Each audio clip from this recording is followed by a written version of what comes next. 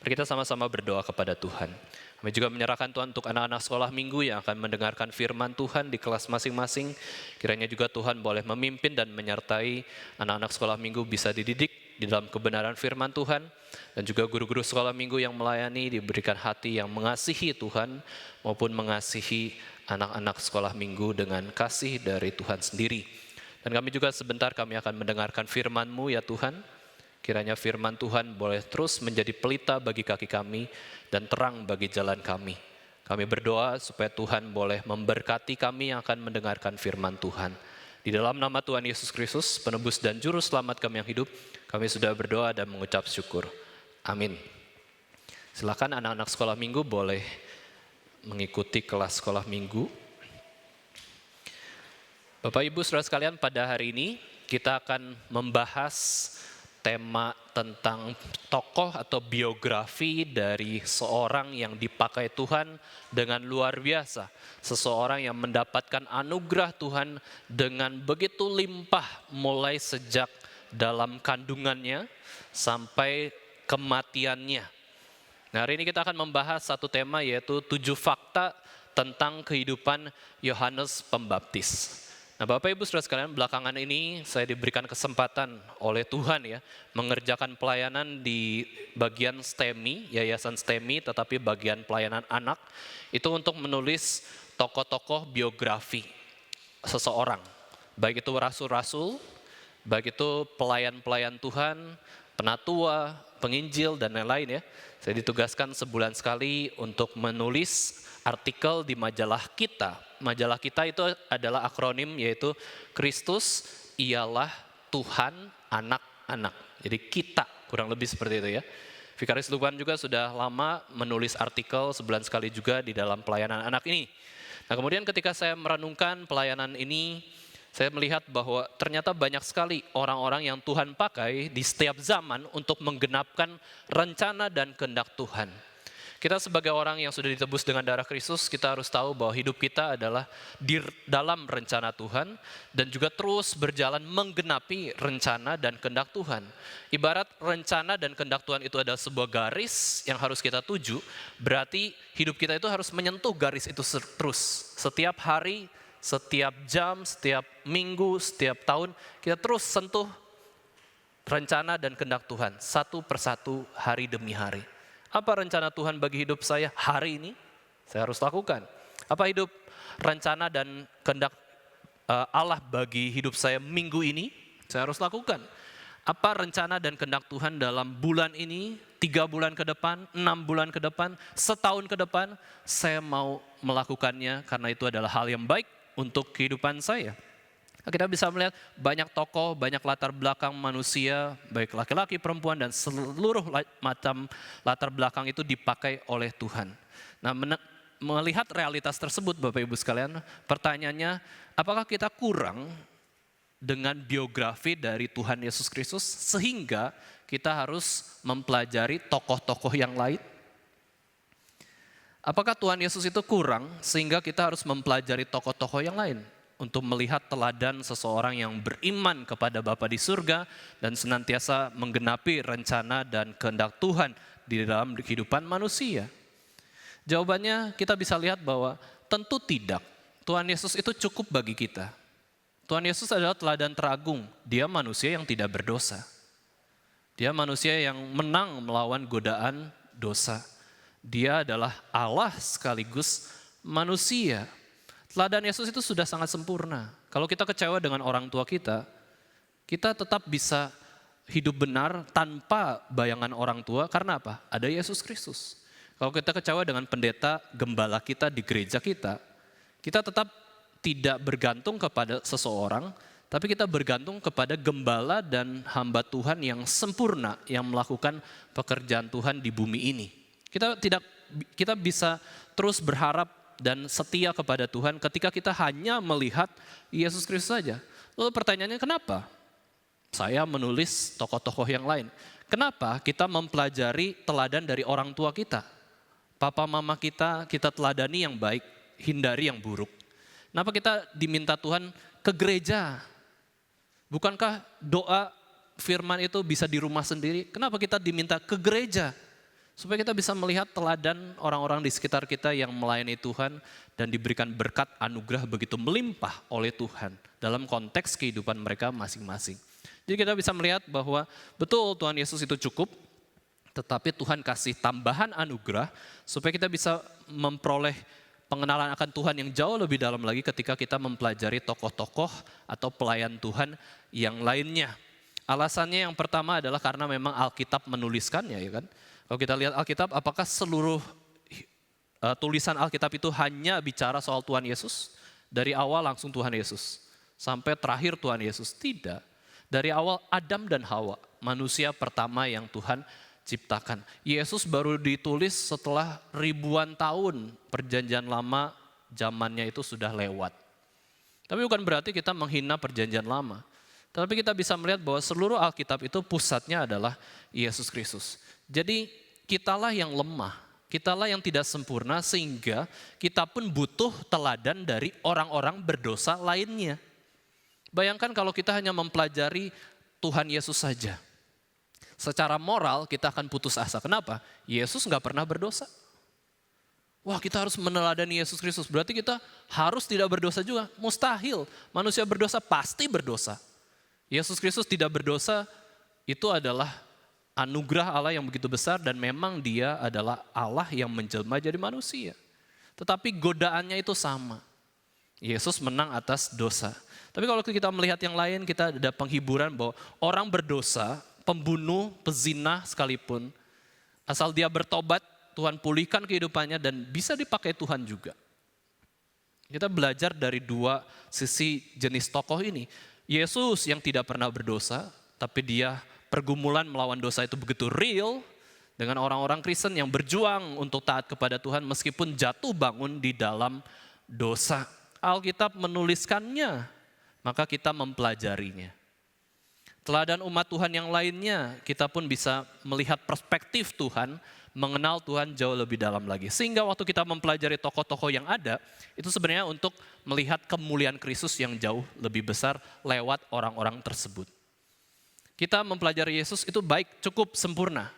Tapi kita ditambah melihat bagaimana Tuhan memimpin orang-orang yang percaya kepada Kristus, supaya ketika kita pelajari dia, kita melihat kemuliaan Kristus yang jauh lebih besar dari kehidupan seseorang manusia yang berdosa. Itulah kenapa kita pelajari tokoh-tokoh yang lain. Nah, ini persiapan kita untuk mempelajari 7 fakta kehidupan dari Yohanes Pembaptis. Nah, yang pertama, Bapak Ibu Saudara sekalian, Yohanes Pembaptis adalah seseorang yang dipilih Tuhan sebelum dunia dijadikan dan dia itu dipenuhi Roh Kudus sejak dalam kandungan.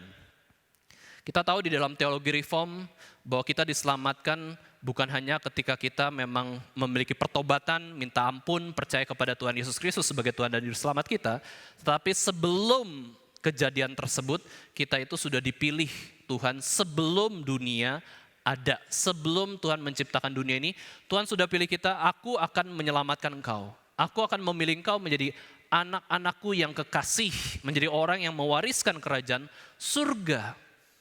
Kita yang percaya kepada Yesus Kristus hari ini, sudah dipilih Tuhan sebelum dunia dijadikan. Yohanes Pembaptis juga sudah dipilih Tuhan sebelum dunia dijadikan.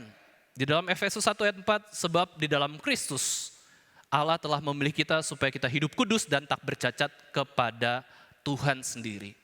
Hidup kita adalah untuk memuliakan Tuhan. Hidup kita adalah untuk menaati Tuhan. Nah, kemudian bedanya kita dengan Yohanes Pembaptis adalah dia itu dipenuhi Roh Kudus sejak di dalam kandungan. Ini uniknya. Di dalam sepanjang seluruh Alkitab tidak ada seseorang yang dikatakan bahwa dia itu dipenuhi Roh Kudus sejak dalam kandungan, sejak janin, sejak embrio, sejak setitik embrio ada di dalam rahim ibu dikatakan dipenuhi oleh Roh Kudus. Tidak ada yang secara eksplisit dikatakan sepanjang seluruh Alkitab menjelaskannya. Lalu Yesus Kristus bagaimana? Yesus Kristus itu bukan dipenuhi Roh Kudus saja, dia itu dikandung oleh Roh Kudus. Sehingga di dalam rahim Maria, Yesus tidak berdosa. Tapi dipenuhi Roh Kudus itu beda. Dia sudah hidup dalam rahim Ibu Elizabeth, nih Yohanes ya. Kemudian dipenuhi Roh Kudus. Kalau dikandung Roh Kudus sudah dari awalnya sudah tanpa dosa, beda dengan natur manusia yang berdosa. Yohanes Pembaptis dikatakan oleh malaikat kepada Zakaria, Zakaria, kamu akan memiliki seorang anak laki-laki, kamu harus menamai dia Yohanes. Yohanes ini akan dipenuhi dengan Roh Kudus mulai dari rahim ibunya. Ini nubuatan. Ini nubuatan malaikat Tuhan. Kalau nubuatan pasti ada penggenapannya. Ini bedanya dengan ramalan atau perkiraan. Itu ramalan perkiraan 50-50. Bisa jadi, bisa enggak. Itu bukan nubuatan. Nubuatan itu pasti terjadi karena dari Tuhan. 100% akurat dan terjadi. Ketika Zakaria menerima pesan tersebut, dia kaget. Wah, anak ini anak spesial dong. Sudah sejak dalam rahim ibu, dia dipenuhi dengan Roh Kudus. Dia nggak tahu tanda-tandanya bagaimana. Sama seperti kehamilan ibu-ibu seperti biasa. Tetapi ketika Maria, ibu Yesus ya, yang sedang hamil, mengunjungi Elizabeth yang sedang hamil juga. Nah di situ dikatakan Elizabeth mendengar salam dari Maria, lalu melonjaklah anak yang di dalam rahimnya, dan Elizabeth pun penuh dengan Roh Kudus. Dikatakan di dalam Alkitab demikian ya. Ketika ada salam Maria, ibu Yesus, ya bersapa-sapaan dengan Elizabeth, di situ dinyatakan di dalam Alkitab Elizabeth ini penuh dengan Roh Kudus. Nah, Elizabeth mewakili juga, artinya Yohanes Pembaptis itu mendapatkan pekerjaan Roh Kudus sejak dalam kandungan. Dalam Alkitab, Yohanes Pembaptis adalah satu-satunya tokoh yang secara eksplisit disebutkan bahwa dipenuhi Roh Kudus sejak dalam kandungan. Ada karya Roh Kudus dikerjakan oleh Roh Kudus kepada Yohanes yang masih janin. Bapak Ibu saudara sekalian, kalau kita melihat ini, bukankah ini suatu hal yang ajaib? Ya, suatu hal yang besar. Berarti Yohanes Pembaptis sebelum lahir fisiknya, dia sudah lahir rohaninya. Dipenuhi Roh Kudus kok. Sebelum dilahirkan dari rahim ibu, dia sudah lahir kembali. Tuhan bisa menyatakan kuasa keselamatan dengan cara yang unik, yang ajaib. Nah ini menjadi penghiburan buat kita juga, Bapak Ibu saudara sekalian. Kalau kita mengalami kedukaan karena kematian bayi-bayi, keguguran, ya, kita kalau mengasihi bayi-bayi, mengasihi janin-janin di dalam kandungan ibu, pikirkan nggak keselamatan mereka? Mereka mati masuk mana? Apakah kita hanya fokus kepada orang dewasa? Ini orang dewasa lebih hebat, jiwanya lebih berharga daripada jiwa anak-anak atau bayi di dalam kandungan atau bayi yang baru dilahirkan? Enggak, semua jiwa itu berharga di mata Tuhan. Tuhan pun mampu menyelamatkan bayi-bayi yang kita pikir mereka tidak bisa mendengar, mereka tidak bisa berpikir, mereka tidak bisa ambil keputusan, saya mau percaya kepada Tuhan Yesus sebagai Tuhan dan Juru Selamat. Mereka tidak bisa kelihatan mengambil keputusan demikian, tetapi di dalam karya kepada Yohanes Pembaptis ini, Tuhan katakan, aku penuhi kamu dengan Roh Kudus. Sejak di dalam kandungan dia sudah diselamatkan. Dia sudah jadi orang Kristen tanpa jasanya, tanpa usahanya, hanya berdasarkan pilihan Tuhan dan anugerah Tuhan. Maka sebagai orang Kristen kita tidak bisa menghakimi bayi-bayi yang meninggal. Oh pokoknya karena bayi pasti masuk surga. Kata siapa? Oh kalau bayi kan berdosa kan, naturnya berdosa. Berarti semua masuk neraka lah bayi. Kata siapa juga? Ya, yang menentukan keselamatan bayi-bayi itu langsung dari Tuhan sendiri. Apakah Roh Kudus bekerja atas bayi tersebut atau tidak bekerja atas bayi tersebut? Itulah yang menentukan keselamatan bagi bayi-bayi. Ini fakta pertama, Yohanes Pembaptis dipenuhi Roh Kudus sejak dalam kandungan ibu Elizabeth. Yang kedua adalah Yohanes Pembaptis adalah sanak saudara atau sepupu dari Tuhan Yesus Kristus. Ya, Yohanes Pembaptis dilahirkan dalam kondisi yang penuh dengan anugerah.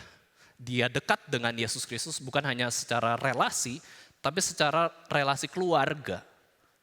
Ya, dia ketemu Tuhan Yesus. Maria dalam kandungan saja ketemu, Maria ketika mengandung Yesus saja ketemu dengan Elizabeth yang mengandung Yohanes Pembaptis. Setelah lahiran, ibu-ibu pasti bersekutu kan. Ini persekutuan ibu-ibu baru melahirkan, ya ngobrol bagaimana mendidik anak, ketemu dengan Tuhan Yesus Kristus. Yohanes Pembaptis yang masih kecil. Yohanes Pembaptis lahir dengan penuh anugerah Tuhan, sudah Kristen sejak kandungan, kemudian Bapak Ibu sekalian, papa mamanya seorang pendeta. Papanya tuh imam di Bait Allah, Zakaria, dan Elizabeth juga seorang yang saleh dikatakan di dalam Alkitab. Mereka setia. Apalagi juga kita melihat bahwa Zakaria dan Elizabeth itu sudah lanjut usia, tidak mungkin punya anak secara medis maupun secara biologisnya. Sehingga kita bisa tahu ketika Zakaria dan Elizabeth punya anak, itu mujizat dari Tuhan, dan anak itu pun sudah dipilih Tuhan dengan cara yang luar biasa, maka kondisi Yohanes Pembaptis ini hidup dalam keluarga yang saleh. Papa mamanya orang saleh. Dia sendiri sudah dipenuhi Roh Kudus. Dia sendiri bermain bersama dengan Tuhan Yesus Kristus. Ini adalah kehidupan Yohanes yang berbeda dengan kehidupan kita semua. Bahkan malaikat itu mengatakan bahwa Yohanes akan melayani Tuhan, dipakai Tuhan menjadi pendahulu bagi kedatangan Mesias. Nah, kita tahu kenapa Yohanes Pembaptis bisa menjadi sepupu Tuhan Yesus. Memang karena Elizabeth sekalipun sudah tua, Maria sekalipun masih muda, ibu yang paling tua dan ibu yang paling muda ini ternyata sanak keluarga. Entah relasinya dekat atau jauh, tapi pasti mereka saudara, sehingga Yohanes Pembaptis sepupuan dengan Tuhan Yesus Kristus. Beda umur Yohanes Pembaptis dengan Tuhan Yesus hanya 6 bulan. Yohanes Pembaptis lebih tua 6 bulan daripada Tuhan Yesus Kristus. Nah, di sini kita bisa melihat bahwa Tuhan Yesus itu memakai setiap orang yang dia mau pakai untuk melayani dia, termasuk keluarganya. Ya, kita tidak anti ya Bapak Ibu sekalian, di dalam keluarga Kristen sendiri, ya tentu harapan idealnya adalah satu visi. Kalau bisa satu visi, satu iman, satu gereja, satu teologi. Tetapi realitasnya kan tidak selalu demikian. Kalau ada yang satu gereja, satu iman, satu teologi, melayani bersama-sama, tidak ada yang ateis, tidak ada yang lemah imannya misalkan ya, itu tentu keluarga yang ideal. Harapannya seperti itu. Ya, di dalam melayani di antara keluarga-keluarga. Tapi tidak semua juga demikian. Realitasnya kita pun bergumul dengan iman dari anggota-anggota keluarga kita. Tetapi kita bisa lihat dari kisah ini bahwa Tuhan Yesus memakai kerabatnya. Ya, kita bisa katakan kerabatnya untuk juga melayani bersama-sama. Nah, kenapa kita juga tidak belajar terus mendoakan keluarga kita, kerabat yang jauh mungkin, atau anggota keluarga kita sendiri untuk memiliki visi yang sama, yaitu memuliakan Yesus Kristus. Jadi Yohanes Pembaptis adalah sepupu dari Tuhan Yesus, dan Tuhan Yesus mau memakai orang dekatnya loh. Bukan Tuhan Yesus itu pengennya pakai yang jauh-jauh, yang gak kenal dia. Enggak, ini teman bermain tetapi melayani bersama-sama. Itu yang kedua, Yohanes Pembaptis adalah sepupu dari Tuhan Yesus dan anggota keluarga yang dipakai Tuhan untuk melayani. Lalu yang ketiga adalah Yohanes Pembaptis adalah seorang nabi terakhir dari perjanjian lama. Jadi malaikat Tuhan sudah mengatakan tentang Yohanes Pembaptis tadi ya, bahwa Yohanes Pembaptis akan mendahului kedatangan Mesias sang juru selamat, dan orang-orang bersukacita atas kelahiran Yohanes, dan dia besar di hadapan Tuhan. Sejak kecil dia memberikan sukacita rohani kepada banyak orang, sukacita yang benar di hadapan Tuhan. Lalu dikasih peraturan oleh malaikat Tuhan, Yohanes ini gak boleh minum anggur. Yohanes ini gak boleh minum minuman keras. Nah, sekarang kita pikir bolehlah kita minum minuman keras seperti itu ya. Asal untuk medis, asal untuk istirahat. Tetapi Yohanes Pembaptis dilarang Tuhan untuk minum minuman keras. Minum anggur pun tidak boleh. Kenapa? Karena dia menjadi orang yang dilatih Tuhan untuk memberitakan firman dan membawa orang berbalik kepada Tuhan. Ya, sangat kemungkinan budaya saat itu orang mabuk-mabukan, minum anggur, minum minuman keras. Sekarang ada seseorang yang menolak perbuatan tersebut karena itu menggoda orang jatuh dalam dosa, dia tolak. Dia bisa nggak negur orang yang minum-minum, bertobatlah jangan minum-minum lagi? Bisa, sangat powerful karena dia tidak minum. Ya, dia tidak mabuk-mabukan. Dia akan membawa orang berbalik kepada Tuhan dan dia akan berjalan mendahului Tuhan Yesus memberitakan kebenaran dan pertobatan. Ini adalah fungsi atau jabatan nabi. Beritakan yang benar, beritakan yang menegur dosa orang, dan juga membawa orang kembali kepada Allah.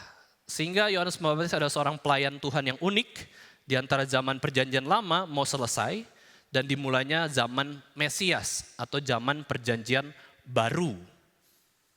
Ya, bagaimana Yohanes Pembaptis berdiri di tengah-tengah dua zaman ini sehingga Tuhan juga memakainya secara unik dan dia pun memiliki ciri hidup yang menjalankan panggilannya sebagai nabi sampai dia hidup di padang gurun.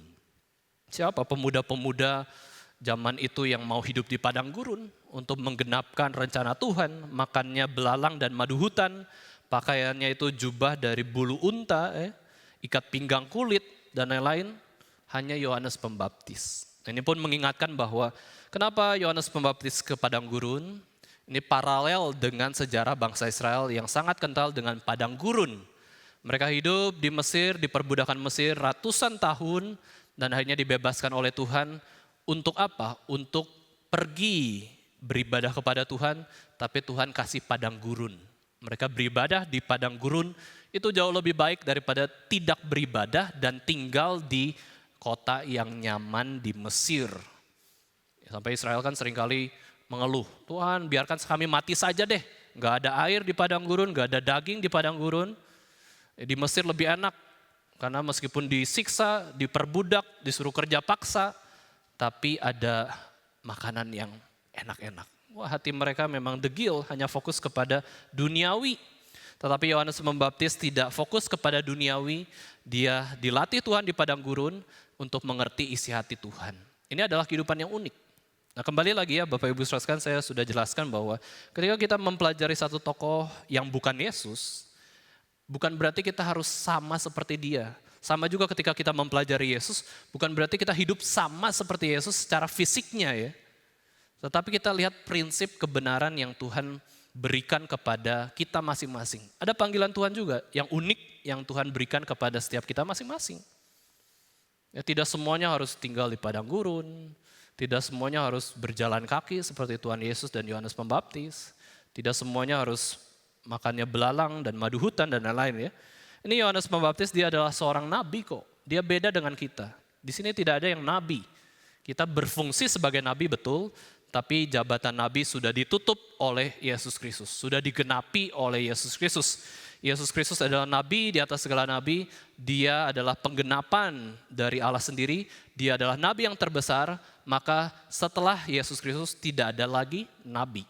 Buat apa nabi lain karena sudah ada Yesus Kristus, nabi di atas segala nabi.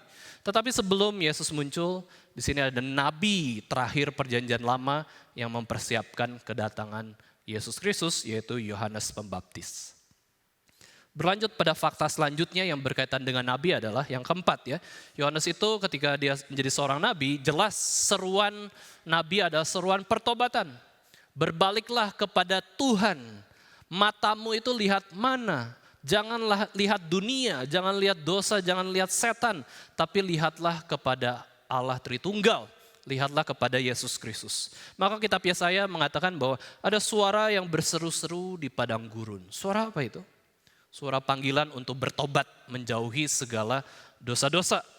Pesan utama dari Yohanes Pembaptis adalah bertobatlah sebab kerajaan Allah sudah dekat.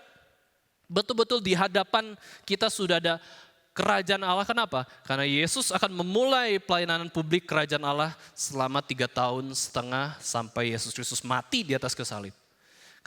Karena Yohanes Pembaptis adalah seorang pendahulu, seorang pelayan, seorang pembuka jalan, atau kita bisa ibaratkan seorang forerider yang membuka jalan di depan.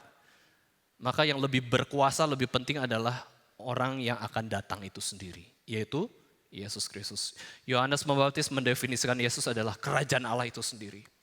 Bertobatlah, masa kita mau menyambut raja kita dengan penuh dengan keberdosaan, dengan hidup yang mencuri, yang berzina, yang berbohong, yang membenci sesama, terus kemudian kita berhadapan dengan raja kita, dengan keberdosaan kita? Tidak boleh demikian. Bertobat kembali kepada Tuhan. Jangan pikir dengan kehidupan sendiri kita mampu menjalani hidup ini. Kita butuh Tuhan.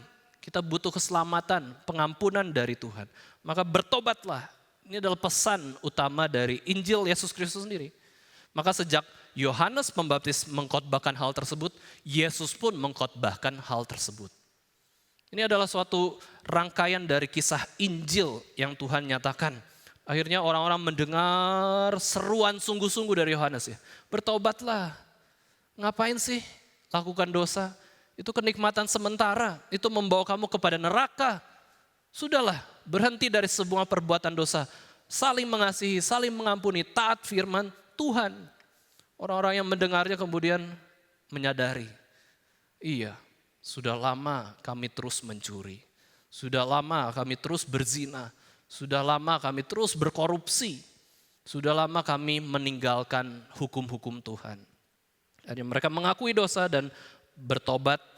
Dan bukan saja banyak orang yang mendengar khotbah Yohanes ini, tetapi seluruh kalangan mendengar khotbah Yohanes dan ada orang-orang yang benci kepada Yohanes Pembaptis sekalipun tulus pesannya. Ayolah, udahlah hidup benar, kenapa sih maunya salah terus, maunya berdosa terus, itu mencelakakan hidupmu sendiri. Kenapa gak mau hidup benar? Bapak Ibu Saudara sekalian, orang Farisi, ahli Taurat, orang Saduki mendengar khotbah dari Yohanes dan bahkan Yohanes Pembaptis dengan personal mengatakan, hai kamu itu keturunan ular beludak, bertobatlah. Ngapain kamu itu memakai jubah yang rohani tapi hatimu itu busuk. Kamu menutupi hidupmu yang berdosa dengan kebaikan-kebaikan di luar. Kamu jangan munafik, jangan legalis, jangan sombong. Yohanes menegur para pemimpin agama Yahudi dan di sini kita bisa melihat bahwa inilah seruan pertobatan itu berarti pertobatan dibutuhkan oleh semua kalangan. Bukan hanya orang-orang yang kelihatan berdosa. Tetapi orang-orang yang menutupi dosanya dengan jubah penuh dengan kebaikan itu ditegur juga oleh Yohanes Pembaptis ini. Sehingga kita bisa melihat Yohanes adalah seorang nabi yang tidak pandang bulu. Dia sungguh-sungguh melayani Tuhan, memberitakan firman, menyatakan kebenaran dan berani menegur perbuatan dosa baik secara personal atau juga secara komunitas, secara kelompok. Tetapi Bapak Ibu Saudara sekalian, kita mempelajari bahwa ini adalah suatu pesan yang indah. Kita diajak untuk bertobat. Sedangkan kalau kita dengar gereja-gereja saat ini kan lebih ke arah bukan seruan pertobatan lagi, tapi seruan kenyamanan.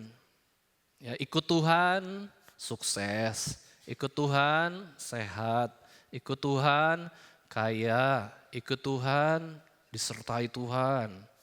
Jadi kita lebih mengiming-imingkan berkat Tuhan daripada pribadi Tuhan itu sendiri. Padahal ikut Yesus, Yesus katakan sangkal diri. Ikut Yesus, pikul salib. Ikut Yesus, rela menderita. Ikut Yesus, rela berkorban. Ikut Yesus pun dapat penderitaan. Lupa terhadap seruan-seruan kebenaran yang dinyatakan di dalam Alkitab. Tetapi akhirnya gereja-gereja Tuhan fokus kepada seruan kenyamanan, terus kemudian ayo kita seruan pertobatan. Sayangnya pendulumnya kebalik lagi. Ada gereja-gereja juga yang terus menghakimi, seruan menghakimi, kamu berdosa, bertobat, minta ampun. Gak salah aja, disalah-salahin. Ya. Tiap datang suruh bertobat gitu ya. Kamu tuh banyak dosa. Akhirnya fokus ke seruan penghakiman terus. Dari pendulum seruan kenyamanan harusnya kan dibenarkan, ayo tengah-tengah. Ada seruan pertobatan, ada seruan kenyamanan. Ini yang benar dong. Tetapi banyak gereja-gereja, mungkin gereja reform ini ya, seruannya penghakiman terus. Kamu berdosa loh.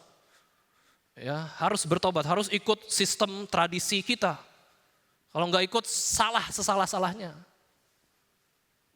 Emangnya di luar Gering nggak ada kebenaran, nggak ada Kristusnya. Akhirnya kita menghakimi semua orang, kita yang benar. Bapak Ibu Saudara sekalian, kemarin ya di dalam speak itu pendeta Billy Kristanto mengatakan bahwa betul suara Nabi itu adalah seruan untuk bertobat, sadari dosa-dosa. Ya, sadari kesalahan kita, masa lalu kita itu begitu buruk, kita harus akui kita itu lemah, kita itu berdosa, kita harus sedih, menyesal atas dosa-dosa kita, lalu kita mau minta ampun dan rendah hati kepada Tuhan. Betul. Tapi juga ya seruan Nabi itu adalah seruan penghiburan. Seruan panggilan untuk rest di dalam Tuhan. Betul, kita harus sedih terhadap dosa-dosa kita. Tetapi kita pun harus sadar bahwa Tuhan tawarkan solusi. Mudah kritik, ini salah itu salah ini. Kita kritik orang salah, banyak semua yang salah. Ya, nggak hormat kepada kita, salah. Nggak salamin kita, salah. Tidak senyum kepada kita, salah. Semua salah. Mudah kritik, mudah menegur. Tetapi ada solusi enggak? Ya, ada solusi yang ditawarkan atau tidak? Seorang nabi bukannya serukan pertobatan, kamu berdosa menyembah berhala. Tapi juga ada keselamatan yang ditawarkan, ada ketenangan di dalam Yesus Kristus. Ada damai sejahtera di dalam Yesus Kristus. Ini yang ditawarkan oleh Yohanes Pembaptis. Yohanes Pembaptis katakan, bertobatlah sebab kerajaan Allah sudah dekat.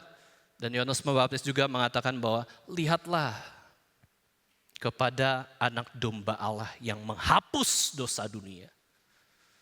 Ya, di dalam Kristus kita sudah ditolong, ditebus dengan darah Kristus yang begitu mahal.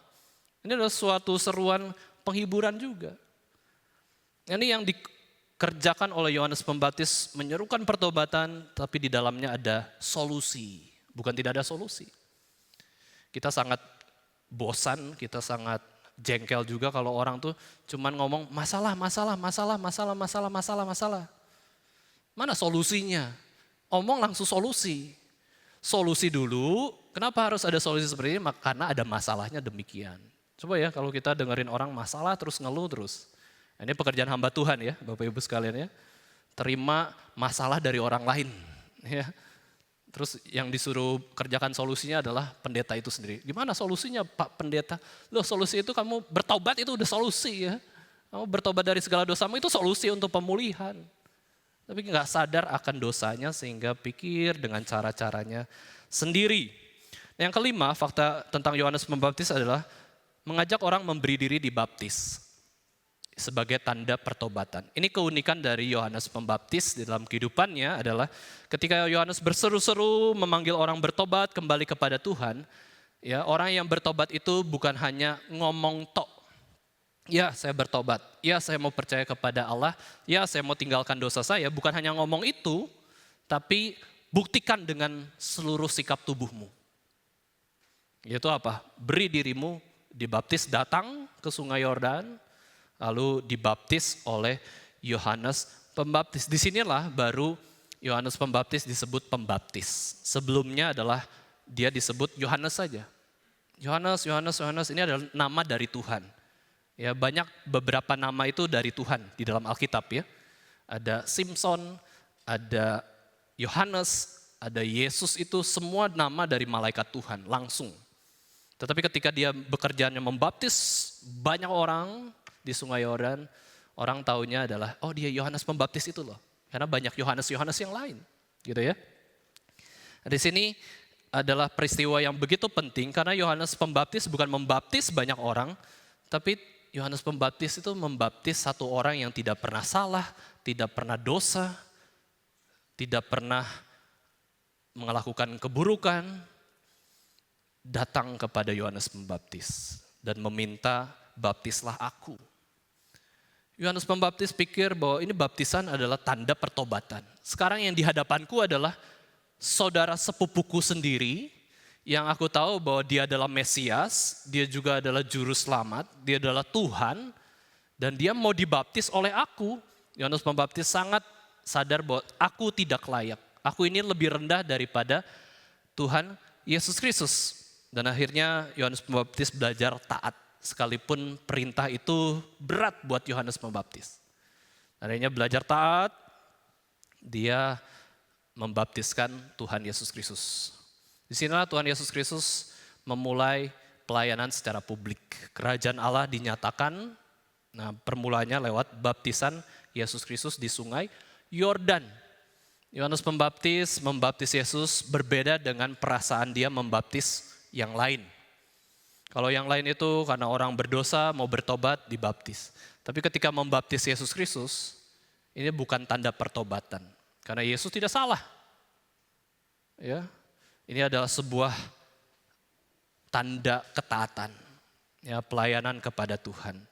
Nah, di situ juga ketika Yohanes membaptis Yesus, Allah Tritunggal menyatakan diri secara eksplisit di hadapan Yohanes Pembaptis.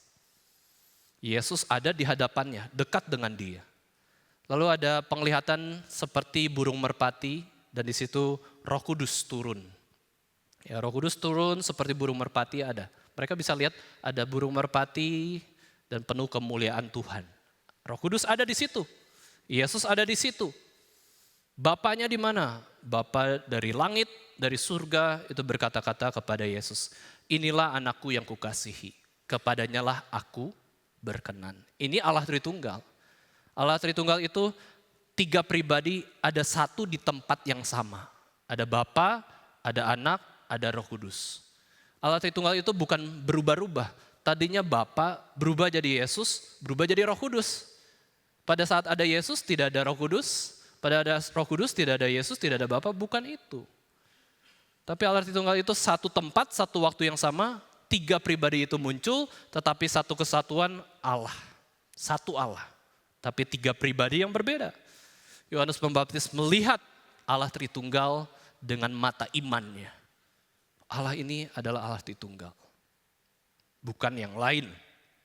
Yang fakta yang keenam, Yohanes Pembaptis memiliki hidup yang meninggikan Yesus Kristus.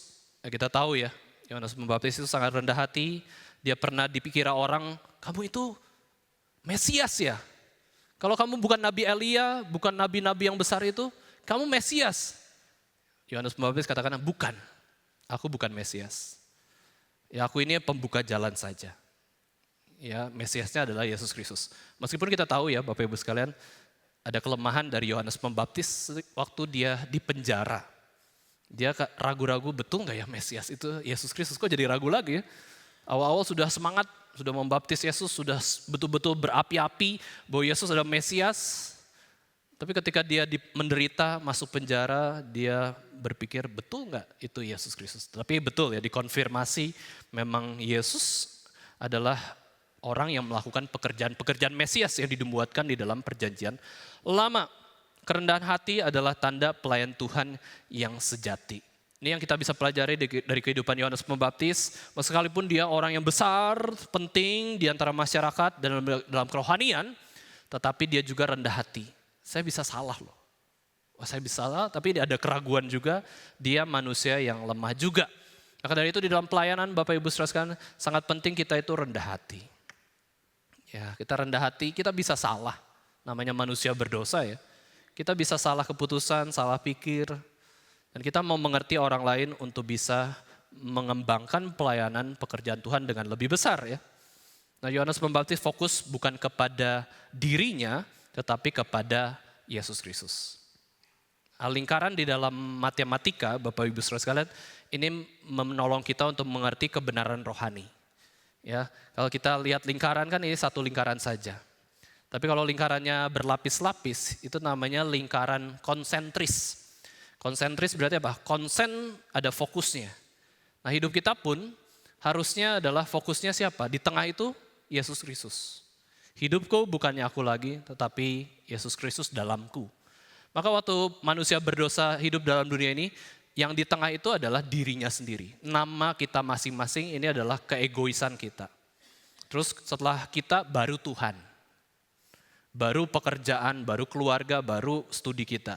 Ini lingkaran-lingkaran terpusat seperti itu ya. Tapi kalau kita lihat Yohanes Pembaptis, lingkaran pertama di tengah itu adalah Yesus Kristus. Lingkaran selanjutnya ya baru yang lain ya, keluarga, pekerjaan, dan juga pelayanan. Tetapi kalau kita punya fokus seperti ini, Yesus Kristus yang utama, kita akan menarik semua yang di luar itu ke tengah. Keluarga saya demi memuliakan Kristus. Pekerjaan saya demi memuliakan Kristus. Hidup saya pun untuk Kristus. Pelayanan saya pun untuk Kristus. Tapi kalau kita di tengah, Bapak Ibu sekalian, semuanya untuk kita, untuk kemuliaan diri. Yohanes tidak cari itu. Yohanes tidak cari jasa diri, usaha diri, kemuliaan diri, tetapi hanya cari kemuliaan Kristus. Dan yang terakhir, Bapak Ibu sekalian, Yohanes adalah seorang martir dari Yesus Kristus. Kita tahu arti kata martir adalah seorang saksi yang melihat dengan mata sendiri dan mendengar dengan telinga sendiri, dia dinyatakan sebagai martir atau saksi. Dalam iman Kristen, seorang martir itu seorang yang bagaimana? Dia itu dikatakan orang yang menderita atau mati karena mempertahankan imannya. Karena kebenaran yang dia nyatakan, dia harus mati, dibunuh. Maka kita lihat kehidupan Yohanes Pembaptis itu ya dari awal kehidupannya penuh dengan Roh Kudus sampai matinya pun karena iman kebenaran yang dia nyatakan dia dibunuh orang. Ya betul-betul hidupnya hanya untuk fokus kepada kemuliaan Kristus. Mati pun untuk Kristus. Hidup pun untuk Tuhan Yesus Kristus. Dia setia terus sampai akhir hidupnya. Alkitab dengan jelas ya mencatat bahwa Yohanes itu kenapa sih bisa sampai dipenggal oleh Herodes Antipas.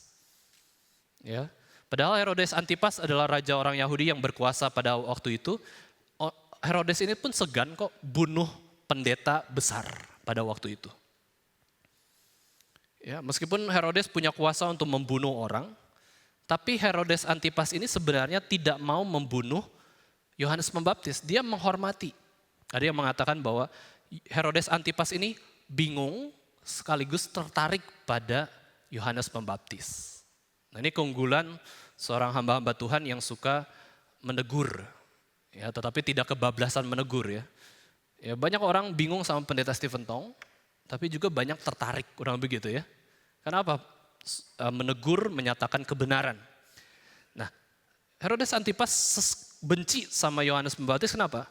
Karena ada satu kalimat Yohanes Pembaptis secara personal itu kepada kehidupan Herodes Antipas, yaitu mengatakan, tidak halal kamu mengambil istri saudaramu. Berarti mengambil siapa menjadi istrinya? Mengambil iparnya sendiri. Herodes Antipas punya saudara namanya Herodes Filipus.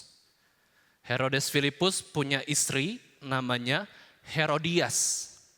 Herodes Antipas ketika mungkin ketemu keluarga, kumpul keluarga, terus dia melihat Herodias, cantik sekali perempuan ini. Tapi itu istri saudaraku, ini iparku loh. Gak apa-apalah, fokus hidup saya kan, saya pengen menikmati kenikmatan seksual bersama dengan Herodias, sekalipun Herodias ini adalah iparku sendiri. Kemudian Herodes Antipas ini, apa yang dilakukannya? Dia ceraikan istri yang saat ini. Dia ceraikan istri yang saat ini sedang menjadi istrinya itu dia ceraikan, dia putuskan.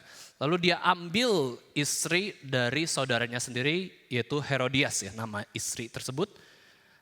Dan Herodes Filipus saudaranya itu masih hidup. Jadi Herodes Filipus masih hidup, Herodes Antipas masih hidup.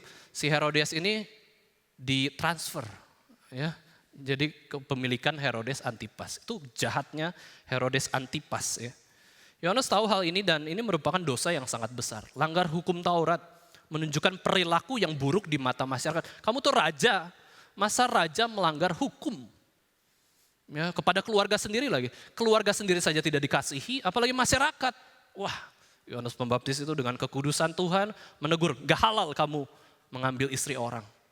Tegur dengan keras kepada Herodes Antipas. Tapi Herodes Antipas pun setelah ditegur pun dia nggak berani membunuh. Yohanes Pembaptis berani tegur pemimpin tertinggi. Presiden ditegur moralitasnya. Gitu ya. Sekalipun tahu resikonya adalah mati. Yohanes Pembaptis itu siap mati. Siap mati untuk kebenaran. Ya, demi apa? Demi orang-orang bisa bertobat. Akhirnya Yohanes Pembaptis dipenjara dulu oleh Herodes Antipas. Ya, Herodes Antipas tidak mau membunuh, tetapi penjarain aja lah. Dia orang besar, orang hebat. Saya pun tahu bahwa orang menegur dosa saya itu berarti orang itu mengasihi saya. Bukan membenci loh ya. Ini Yohanes Pembaptis itu meskipun tegurannya keras, tapi ada kasihnya. Ya, orang bisa merasakan kasihnya, ini Herodes Antipas ya. Tapi kemudian yang emosinya menyala-nyala itu adalah bukan kaum pria, ya, tapi kaum wanita. Maka kita bahaya ya Bapak Ibu sekalian ya, bikin marah wanita itu lebih parah akibatnya ya daripada bikin marah pria. Ini intermezzo ya dalam kisah ini. Kita bisa lihat bahwa Herodias yang sudah jadi istri Antipas itu malah benci, kenapa suami saya ditegur-tegur oleh Yohanes Pembaptis? Siapa sih Yohanes Pembaptis? Saya ini ratu, saya mau bunuh dia. Yang tersinggung dengan berat itu adalah Herodias, istri yang sudah ditransfer itu ya, untuk kepada Antipas. Maka suatu waktu ada pesta ulang tahun Herodes Antipas. Nah, Herodes Antipas, kemudian pesta luar biasa. Nah, Herodias ini punya anak dari Filipus, namanya Salome. Ya, Herodias ini punya anak perempuan dan mempersilahkan anak perempuannya Salome itu yang cantik menari di hadapan para bangsawan, para raja, dan di depan Raja Herodes Antipas juga. Ini pesta ulang tahun. Makanya ada sekelompok orang tuh tidak suka pesta ulang tahun karena efek negatif dari ulang tahun dari Herodes. Di ulang tahun nari-nari perempuan cantik, Herodes Antipas katakan, ini kan berarti anak tirinya kan dari Herodias. Oke, Salome, untuk apapun di dalam kerajaan ini, aku akan memberikannya kepadamu. Beri apa saja yang kamu minta, silakan minta apapun, aku akan berikan dari separuh kerajaan pun aku pun akan berikan kepadamu. Wah, si Salome bingung ya. Wah, saya diberikan kesempatan meminta apapun loh. Apa ya? Minta apa ya? Ya seperti seorang anak yang baik yang menghormati orang tuanya, ya mau diskusi dengan mamanya. Ya udah papa angkatnya ya yang ngomong akan kuberikan apapun yang kamu minta. Sekarang dia ibunya sendiri yaitu Herodias ngomong, "Mah, minta apa ya? Ini papa tiriku ini mengizinkan aku minta apapun," kurang lebih kayak gitu ya. Wah, Herodias langsung lah pakai kesempatan ini. Salome, nggak usah minta kekayaan, kita sudah kaya. Nggak usah minta keamanan, kita sudah aman kok. Kita punya harta benda begitu banyak. Ya, tenang aja, nanti aku akan penuhi kebutuhan kamu. Sekarang kamu mintanya apa? Ini yang menarik ya. Minta kepala Yohanes Pembaptis. Itu betapa kejamnya wanita ya Bapak Ibu sekalian ya. Wanita udah tersinggung langsung bunuh dengan cara yang mengerikan. Nah, Herodes Antipas sudah puas dengan pesta ulang tahunnya. Terus kemudian Salome mengatakan, Raja Herodes Antipas, aku meminta satu permintaan saja. Yaitu aku minta kepala Yohanes Pembaptis. Di situ dikatakan Alkitab mencatat, sedihlah hati Herodes Antipas ini. Karena sumpahnya dan dia tidak menolak permintaan dari Salome. Hanya Herodes memegal kepala Yohanes Pembaptis karena apa? Karena gengsinya, karena sumpahnya. Ya, karena pengaruh dari Herodias. Bapak Ibu Saudara sekalian, inilah 7 fakta tentang kehidupan Yohanes Pembaptis. Dari awal hidupnya sampai akhir hidupnya, yang singkat itu dia dipilih Tuhan menjadi seorang nabi terakhir dalam perjanjian lama. Dia dipenuhi Roh Kudus sejak dalam kandungan. Di dalam seluruh kehidupannya dia dilatih, didisiplin untuk melayani Tuhan dan fokus kepada kemuliaan Yesus Kristus. Yesus Kristus pun pernah menyatakan bahwa sebenarnya tidak ada yang lebih besar, lebih agung daripada Yohanes Pembaptis ketika seorang ibu itu melahirkan seorang anak. Yohanes Pembaptis ini betul dihormati oleh Tuhan Yesus. Tapi Tuhan Yesus katakan bahwa Yohanes Pembaptis pun ada kurangnya. Ya, dia itu hidup sebelum zaman kerajaan Allah. Dia sudah terpenggal kepalanya, dia nggak pernah melihat Yesus Kristus yang tersalib, bagaimana karya keselamatan Allah boleh dikerjakan di dalam kehidupan manusia yang berdosa. Dia sudah mati dulu sebelum melihat pelayanan Yesus Kristus, sebelum melihat pengorbanan Yesus di atas kayu salib. Inilah kehidupan Yohanes Pembaptis yang begitu agung, begitu hebat. Kita tidak bisa hidup sama seperti Yohanes Pembaptis, tidak bisa. Tapi kita bisa teladani imannya, cara hidupnya yang cocok, tepat, sesuai dengan konteks zaman kita saat ini. Kita bisa menyangkal diri, Kita bisa memikul salib dan mengikut Yesus senantiasa. Ya, kita boleh serukan pertobatan. Itu baik ya. Di salah satu OSG itu pernah berdiskusi soal bagaimana kita mengintrospeksi hidup kita dan bagaimana kita menyangkal diri kita. Ya, yaitu bicara soal kayaknya orang Kristen itu perlu dipaksa untuk melakukan hal yang baik. Ya, dalam diskusi OSG ya. Ada yang berpendapat bahwa kita tuh harus ada paksaan supaya kita melakukan hal yang baik. Berarti apa Bapak Ibu sekalian? Paksa ke gereja, ya, paksa persembahan, paksa berbuat baik, paksa pelayanan, paksa hidup baik, hidup sopan, paksa kita betul-betul melakukan kasih, paksa mengampuni. Wah, berat banget ya. Nah, apakah ini benar ya Bapak Ibu sekalian, kita harus paksa-paksa terus? Apakah hidup kita menjadi terpaksa terus? Ya, ini adalah sebenarnya bentuk disiplin dari militer. Militer itu paksaan semua. Kalau komandan memerintahkan apa, taat semua. Ya, dipaksa. Tapi apakah benar dalam kehidupan relasi kita dengan Tuhan itu harus dengan paksaan? Ya, ini perlu hati-hati. Tidak semuanya benar ya, tapi ada sisi kita pun menyadari bahwa manusia berdosa itu kadang-kadang ya perlu didorong, dipaksa, akhirnya bisa melayani Tuhan juga. Akhirnya bisa jalan gitu untuk taat firman Tuhan. Kalau paksaan itu secara eksternal ya Bapak Ibu sekalian, orang tekan atau orang nasihati, Tuhan juga menasihati kita dengan firman Tuhan, itu eksternal paksaan.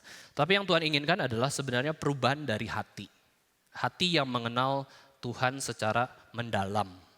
Kalau kita sungguh-sungguh mengenal dan mengasihi Tuhan secara intim, tidak perlu dipaksa pun kita rela langsung taat. Tapi karena kita tidak mengenal Tuhan, makanya kita harus dipaksa-paksa. Ya, lakukan 10 hukum Taurat, dipaksa semuanya. Kenapa? Ya pokoknya harus lakukan. Memang ketika melakukan baik ya. Tetapi kalau tidak dengan perubahan hati secara internal bahwa karena saya mengasihi Tuhan, dan karena ketaatan ini penting buat kehidupan saya, akhirnya hidup kita bukan menjadi hidup yang berkelimpahan, tetapi hidup yang terpaksa. Hidup yang penuh paksaan. Ke gereja terpaksa, melayani terpaksa, ngapa-ngapain terpaksa, ya berbuat baik terpaksa. Apakah hidup yang terpaksa itu adalah hidup yang indah? Tentu tidak. Tapi harapan Tuhan adalah kita memiliki kehidupan yang rela.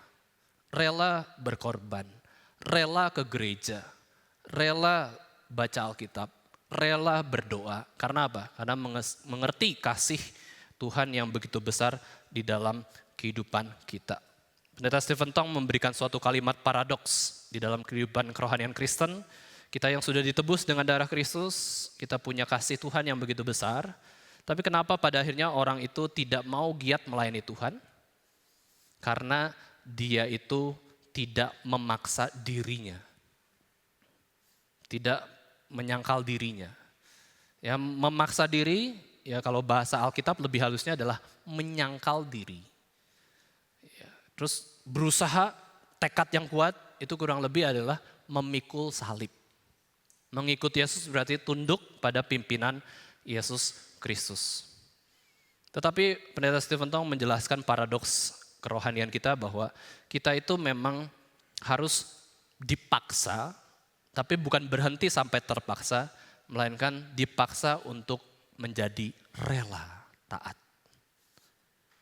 Kalau dipaksa menjadi rela taat itu hal yang baik. Dipaksa karena kita belum mengerti, tapi ketika kita mengerti, oh baik ya, kayaknya ada sukacita ketika kita misalkan melayani Tuhan, memberitakan firman, mengabarkan Injil, sekalipun susah. Tapi akhirnya jadi rela. Dan kemudian kita juga mau merelakan diri untuk apa? Untuk dipaksa taat. Ini suatu paradoks yang mungkin kita sulit untuk mengerti dalam kehidupan kerohanian kita. Memaksa diri untuk menjadi rela, merelakan diri untuk dipaksa. Demi apa? Demi kemuliaan Tuhan Yesus Kristus.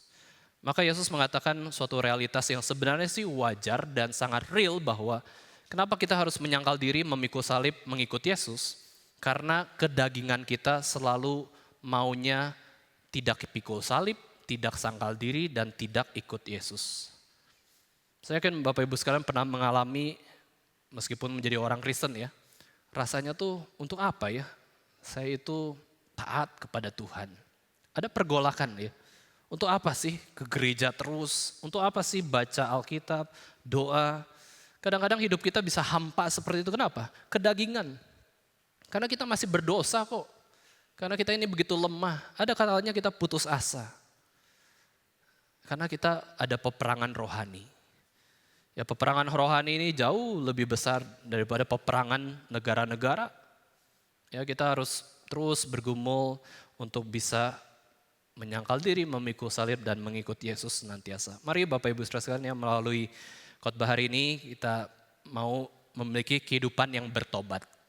Teolog-teolog reform mengatakan bahwa bertobat itu bukan saja satu kali ketemu Yesus minta ampun atas segala dosa, tapi bertobat itu adalah gaya hidup orang Kristen. Sudah salah, minta maaf. Sudah berdosa, minta ampun kepada Tuhan. Dan bertekad mau hidup lebih baik di hadapan Tuhan. Mari kita sama-sama bertobat. Itulah yang memulihkan kehidupan kita dan mengarahkan kita ke jalur yang benar, yang disertai oleh Tuhan. Mari kita sama-sama berdoa kepada Tuhan.